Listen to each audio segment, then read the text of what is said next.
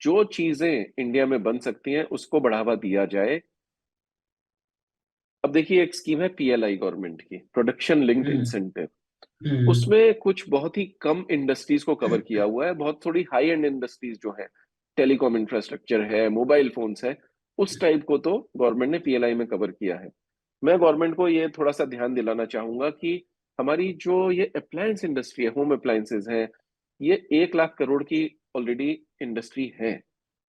ठीक है, 1 लाख करोड़ की इंडस्ट्री को अगर आपने इंपोर्ट्स रोकने हैं, और आज भी जो बहुत सा असली जो जूस है वो चाइना के पास जा रहा है, अगर उसको रोकना है, कम करना है, तो हमें कुछ इन इंडस्ट्रीज को भी पीएलआई इंसेंटिव्स में डालना पड़ेगा, ताकि लोग इसकी जो फैक्ट्रीज हैं उसमें इन्वेस्टमेंट कर सकें, उसको बढ़ा सकें, और इंपोर्ट कंपोनेंट उसमें कम से कम कर सकें। आज मेड इन इंडिया का ठप्पा जरूर लग रहा है, लेकिन फैक्ट हम्म। यह है कि 70-80% कंपोनेंट्स आज भी चाइना से आ रहे हैं। तो उसको अगर कम करना है तो पीएलआई को एक्सटेंड करना पड़ेगा अप्लायंस इंडस्ट्री के लिए भी, क्योंकि ये चीज बहुत बड़ी है। और इंडिया में जैसे जैसे गरीबी दूर हो रही है, जैसे जैसे लोगों के घर में बिजली जा रही है, जैसे जैसे लोग अप्लायंस यूज कर रहे हैं, तो अप्लायंसेस का, ब्रांडेड अप्लायंस का यूज बढ़ने ही वाला है।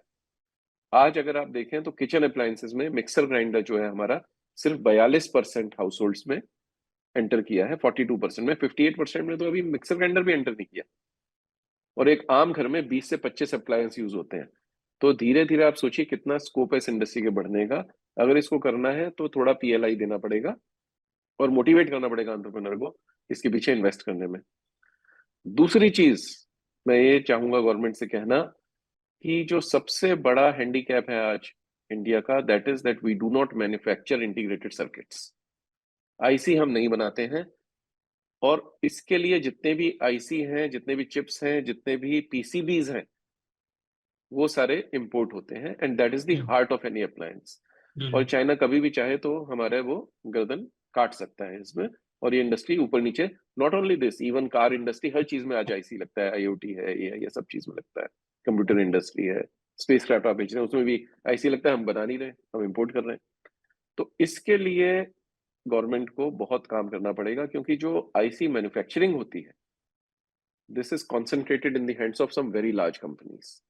और उस स्केल की जो कंपनी है वो तो सिर्फ 2 या 3 ही इंडिया में लग सकती है, छोटा एंटरप्रेन्योर नहीं लगा सकता। तो वो गवर्नमेंट को इंटरवेंशन उसमें करना पड़ेगा।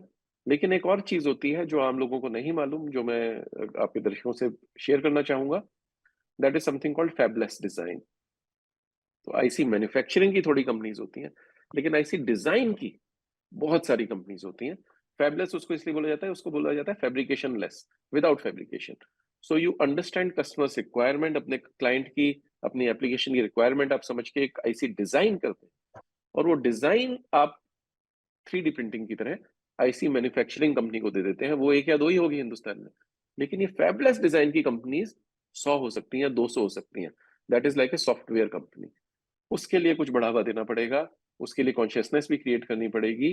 क्योंकि अगर हम ये 100-200 कंपनीज इस टाइप की, और ये प्राइवेट एंटरप्रेन्योर्स बनाएंगे, प्राइवेट ग्रुप्स बनाएंगे, ये बन जाती हैं, तो आपका connect with the market, connect with the appliance and connecting back to the fabrication company, वो एक ब्रिज क्रिएट हो जाता है।